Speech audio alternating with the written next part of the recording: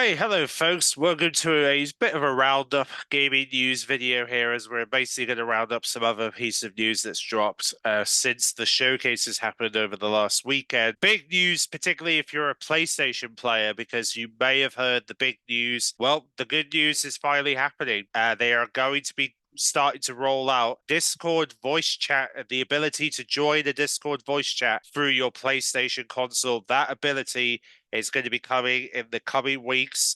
They've just rolled out an update that's going to support that feature, but they haven't properly activated it. The reason why it may not be activated in your region is because they're starting to roll that out over the coming weeks. And it's going to be starting to roll out in Japan first, followed by Europe, so us lot in the UK will be getting it pretty soon, and then Australia, New Zealand, Middle East, and then finally everyone in the States will get access to this feature on PlayStation. So gradually over the coming weeks, you will have access to Discord on the console, so then you can basically join your friends on the Discord chat on the PlayStation, which is going to be very helpful. And as well as that, one thing that is definitely guaranteed to roll out next week is the profile sharing ability, where you can now have the ability to share your profile with your friends. So then, if any of your friends have recently brought a PlayStation, or you want to add them on the PS5, and they can use that link to go to the PlayStation app if they've already downloaded it, and be able to add your go to your profile and add you to your friends list, so then you'll be able to game together, which is pretty nice. So that's a feature that is guaranteed to be rolling out next week, whilst the Discord feature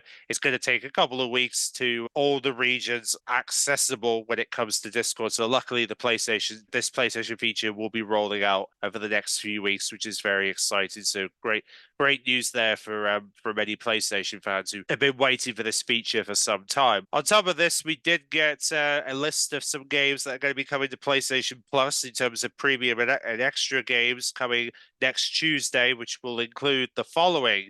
Monster Hunt Rise is going to be joining the service, along with obviously Crusader Kings 3. This is coming to the service. Far Cry 4 is going to be making a return to the service, as well as the add-on 1800 console edition. That's the recent console version of Anni, which was originally a PC franchise, now made its debut on console recently with the 1800 version. Lego Hobbit and Lego Incredibles has been added, as well as some classic games from the past, which includes the Lego Star Wars 2, the original trilogy, and Ghost Hunt, originally from the older PlayStations, now making its way, and Dockster get his game from the past, from the PSP days, making its way to PlayStation 4 and PS5. So more classic PlayStation titles coming to PlayStation Plus next week, and hopefully more to come in the month of July. As of course, in the next few weeks, we're going to know what the essential games are going to be for July, which I'm sure we'll get confirmation of that in the next week or so. So that's some really good news coming from Sony in regards to what they're working on right now, which is really good to know that they're working on some stuff. We also had some updates regarding Dragon Ball's new game, the Dragon Ball Sparking Zero. They finally announced the game modes. There are going to be 3 game modes coming, which are episode battles, custom battles, and the local multiplayer, are all going to be coming, along with the online and offline single player mode, all going to be supported in the game when the game comes out on the 11th of October. If you want to check out if you're somebody looking forward to the new Dragon Ball title. We also had some updates for the Fable game. It looks like from The Verge, they're receiving detail that Microsoft are aiming to get Fable out between October and December next year. So they're looking for an end of 2025 release for Fable, which would mean that this game is likely to compete with GTA 6 around the time, because both games are meant to be dropping at the end of the year. So looks very likely that Fable versus GTA 6 is going to be a thing at the end of next year, which is going to be quite interesting to see how it plays out. So yeah, so that's pretty much how they're handling the release date of Microsoft for the new Fable. Also, a brand new updates come out for Helldivers 2, which pretty much does a lot of balancing in terms of weapon stability, gameplay fixes. So there's been a lot of balance changes that have been going on for weapons. You can check that out in the link in the description if you want to see all the changes that are going on in Helldivers 2 in the recent update. For Xbox, however, we do have pretty much a new some details about the June update for Microsoft, where they're now offering a personal home screen even more. There's the ability to manage your wireless connect your Wi-Fi connections. You manage your subscriptions on the console if you've got any subscriptions to any services like EA Play, Ubisoft Plus, and Xbox Game Pass, of course. And they're going to be doing some experiments on the console as well. So they're going to be experimenting with some things to see what the community's feedback is. There's an update for the controller that's now, well, for the adaptive controller. And the Elite wireless controllers are now getting updates and new menus for Game Pass on PC and managing your Xbox Cloud gaming save data. That's all gone live in the June update for Xbox that's just rolled out, which is great. Acidary has now also announced a road to a Valve streams that are going to be happening.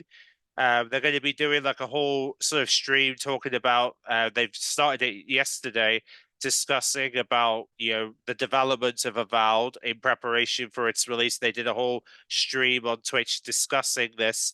It's going to be an ongoing Thursday series from the developers who are going to be containing gameplay of Pillars of Eternity, which is their current game, currently out, but they're going to give us some early looks of Avowed within that, giving us a chance to see some more conversations about Avowed in preparation for the game's release.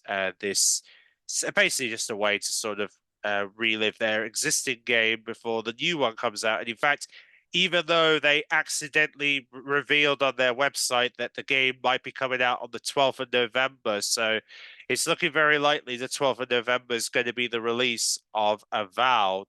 Potentially. So yeah, they took that release down pretty quickly when it got leaked out on their actual developers' website. So that's a big yikes moment for them. But hey, at least we kind of got an idea now of what we could expect from its release now, which is pretty nice. You may have also heard about the Lollipop Chainsaw Girl, that was a massive hit in the early 90s. Remaster from the 2012 game is now getting a complete. It's going to get a new game, which is Lollipop Chainsaw Repop, that's going to be releasing on the 25th of September for Xbox and PlayStation, etc. It's going to come with quality of life improvements, the original mode from the original game, as well as a repop mode that will have less violence and use pop art, damage effects, and just some nice quality improvements for the Coulter classic title that's finally getting a re-release, a remaster for the modern hardware this September.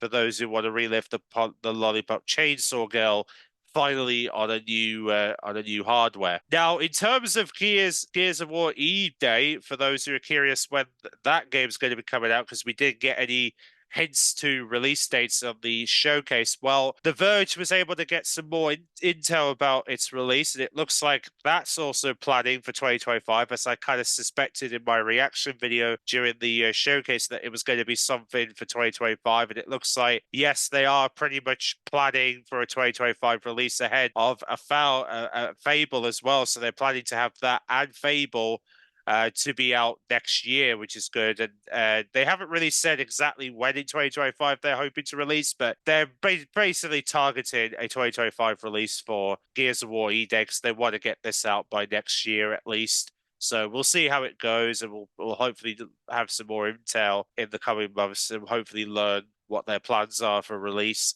for those who are curious about this new Gears of War game and how they're going to roll this game out and when we're going to learn more about it. Jurassic Park Survival. This is another game that was a big surprise at the Game Awards last year. We haven't really seen any new footage since then. All we know basically from the fact that it's going to be a brand new single player FPS set in the famous film series of Jurassic Park. But we did get some sort of ideas of things that they're working on. Pretty much the fact that we're going to be able to revisit iconic locations from the 1993 movie, and that places that were only implied in the film but never seen, which is good that they're going to give us a chance to explore some areas that we may have never seen from the movies. And the fact that the gameplay features, they say that the island is full of different types of terrors.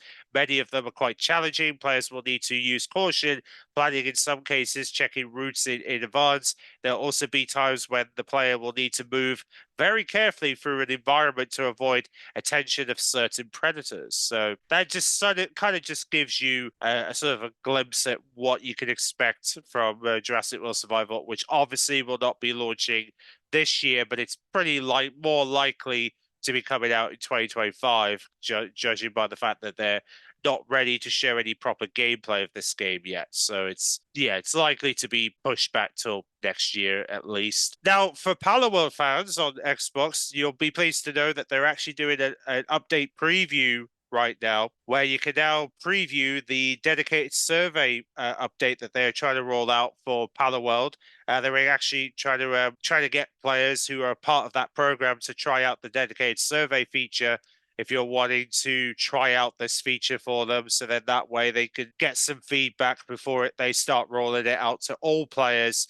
This whole dedicated survey support for Xbox, which is what they promised as part of the update in in the weeks in the next week or so. So hopefully it's smoothed out, I hope. Along with this, we also found out that Aurora History Untold is going to be releasing on PC Game Pass this September, but they have still promised there's going to be a console release at some point in a later date. There's going to be a console version coming after the PC drop comes out, so definitely expect a console release of this title eventually to hit on Xbox Game Pass soon enough. Then we found out also apparently the Xbox Series S Carbon Black model is apparently being discontinued because of the recent announcements of the newer models that are starting to make their way into the market for the end of the year, which is a bit weird why they got rid of the black one. But hey, the whole black console is basically being discontinued now, which is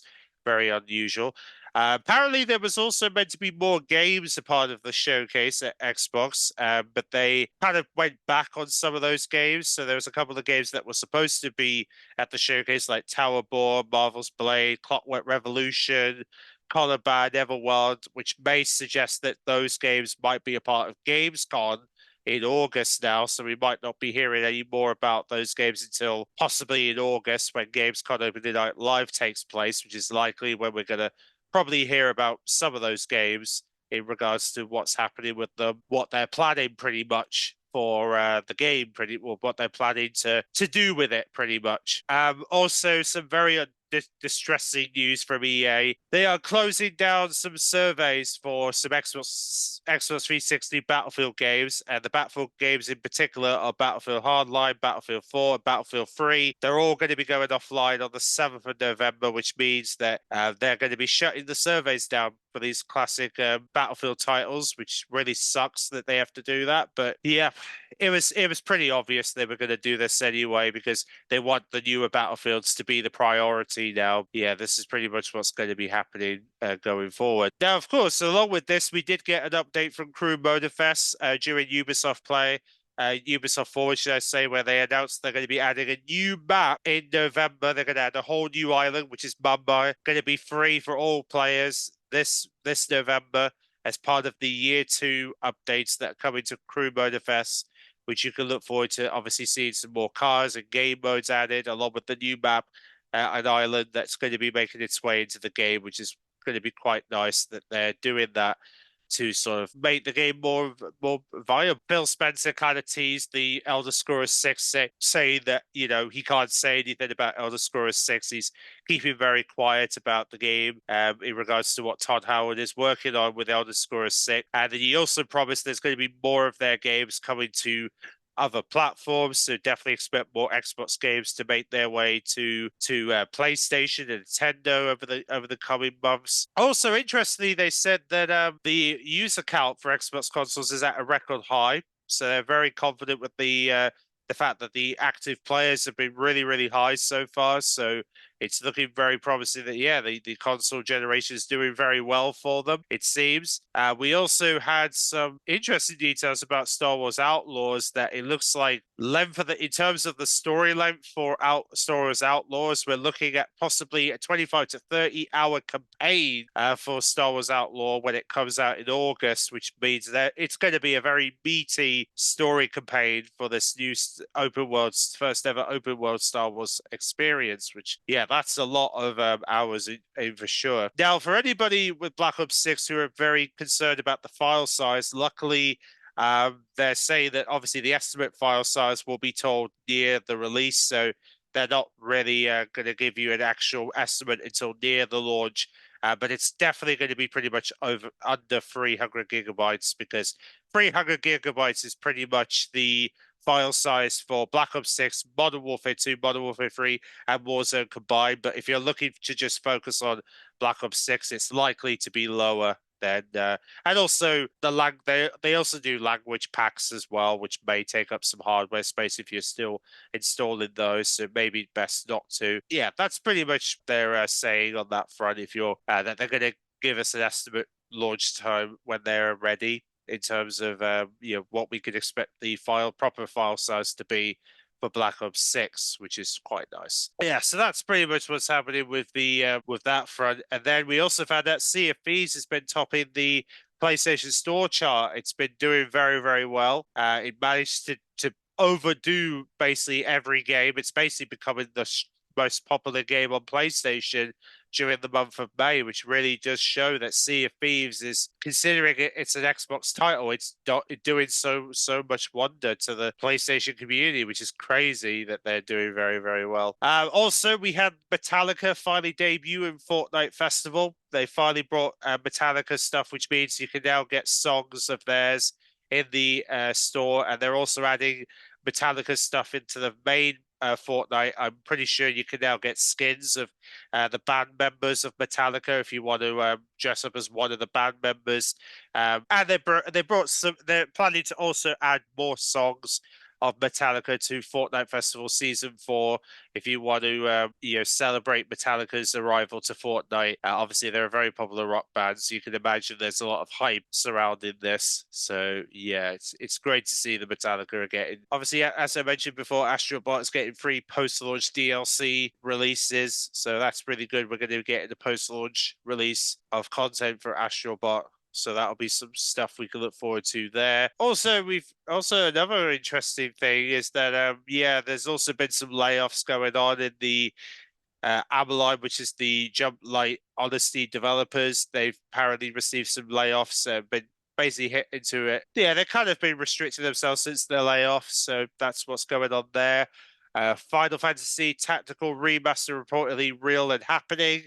So that's another Final Fantasy remaster that's definitely on the cards, which is good to know that we're getting one. Getting a remaster, another Final Fantasy remaster is in the cards for this year, which is pretty nice. Another piece of news is that apparently a 20th anniversary Beyond Good and Evil is been surfaced online. There's apparently trophies out for a 20th anniversary original Beyond Good and Evil for the PlayStation 5, and I believe it's also going to be available for Series X and S. But yeah, it's literally on the PlayStation's database that this title is going to have trophies.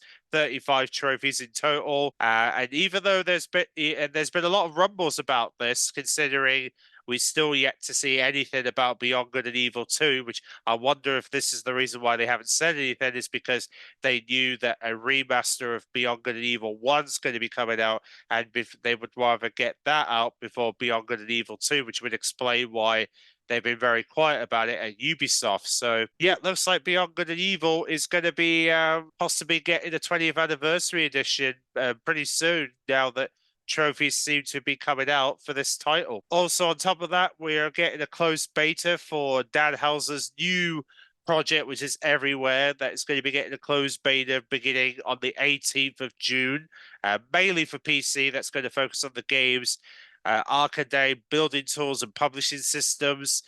So that's for the PC folks who want to get involved with but especially want to get involved in trying out the Everywhere game, which is the new game that they're building with this new company, that new gaming publisher that they're working on with. So that's pretty nice that we're getting a glimpse at Everywhere through a beta pretty soon. Also, Escape from Tarkov has also received a new update. There'll be a link in the description if you want to see that. Take-Two now officially owns Gearbox. They finally got the deal went through, which means they finally own the company now, which is pretty nice to hear that they're doing. They managed to get ownership of the company. Elden Ring, not Elden Ring, but also Steam is apparently facing a lawsuit in the UK up to $814 million lawsuit. Very interesting. They're facing a lawsuit in the UK, so that's nearly 656 million pounds in this lawsuit. So you can read more about that in the description if you want to read what the hell's going on there.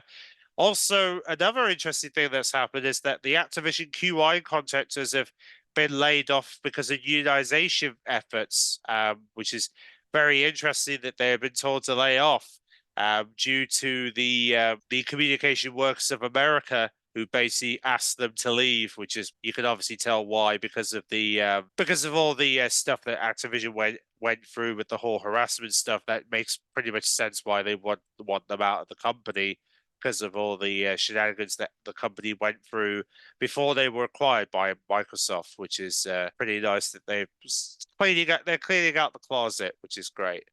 And also, we had trophy lists confirmed for Valorant. There are going to be 16 trophies and achievements that are going to be coming for the PlayStation 5 and Series X and S. There's no platinum trophies for Valorant at this time. It's mostly just like get one kill, win one matches, get headshots, damages, that type of thing is what you can expect from the trophies when they come to console, when Valorant gets the full console release later this year. But at least we're going to hopefully be receiving our invitations, or some of us will be receiving invitations for the Valorant console beta today, considering the beta is meant to be going live today. So we should be sending out, they should be sending out beta keys for us to download the game on our consoles later today. And of course, we've got the extra Valorant perk on Xbox Game Pass for Xbox Game Pass members that they'll be able to take advantage of within this beta, which is going to be great. So you'll have access to all the characters that are in the game through Game Pass if you happen to play on Xbox. Another interesting thing that's happened is the Epic database. They launched a website for the Epic database, and they kind of leaked out some things that they shouldn't have, like The Last of Us Part 2 on PC, a Tuca title from Saber Interactive, a DLC for unreleased Sonic and Shadow Generation, Final Fantasy IX Remake. There was even mentions of a deluxe upgrade and pre-order bonuses for that title. So yeah, and there's apparently a nod to a Bloodborne remake that's been mentioned in here. So yeah, quite a bit of unusual activity has happened. Yeah, it's very, very interesting. And they've also the fact that the website was taken down because of all these leaks and stuff. So it definitely sounds to me like quite a lot of interesting titles are going to be revealed, hopefully, at Gamescom, like The Last of Us Part 2 PC release, which Sony have yet to reveal when we're going to be getting it, but I like to be hopeful we're going to be getting that out hopefully pretty soon. And also, let's not forget that Spider-Man 2 receives a new update. We'll be receiving a new update, which includes 8 new suits and more content for Spider-Man 2, which gives Spider-Man 2 players something to look forward to. Resident Evil Village managed to get 10 million units sold globally since its release, which is good to know that the game's still selling pretty well following following the fact that it's been released for about a bit of a while now. And of course, another thing that was confirmed for Black Ops 6 is the fact that Newtown, the famous multiplayer map from the Black Ops series, will be making a return in Black Ops 6. I'll be very interested to see what a 90s themed Nuketown is going to look like. I wonder what it will look like. I wonder if we'll get a glimpse of it. I think we will. I think we'll get a glimpse at we'll hopefully get a glimpse at what they're doing with Nuketown in, yeah, I think we will. I think we'll get a glimpse at Nuketown in the 90s. I think that will be really cool to see what a 90s version of Nuketown will be. But I'm sure we'll get preview announcements regarding Newtown and what it will look like pretty soon. And on top of that, Apple have on top of that, there's been some new games added, been announced to be coming to iPhone and iPads later this year, which is Dead Islands 2, Sniper Elite 4, Wilder Waves, Assassin's Creed Shadows, Control, Palo World, Resident Evil 7, Prince of Persia: The Lost Crown, Valheim's apparently going to be coming to iPhones and iPads this year, World of Warcraft: The War Within, Resident Evil 2, just to name some of those games that are going to be joining those devices late, pretty much in the next few months, which is crazy. We're getting all these games coming to these devices within the next year, which is insane to me that we're able to have access to these games now on a device like that. It's crazy. Yeah, that's